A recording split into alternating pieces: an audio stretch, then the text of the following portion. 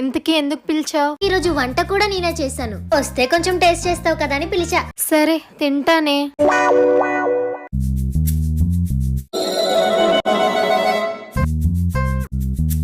బాగుందా? బానే ఉంది.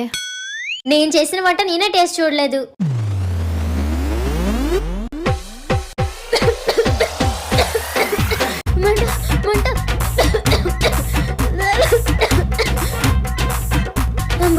ఇంత కారంగా ఉంది, చెప్పకుండా అలా తినేస్తున్నావు. కొంపతీసి నువ్వు స్పైసీ ఎక్కువ తింటావా? లేదే, నేను చిన్న కారం ఎక్కువైనా తినను.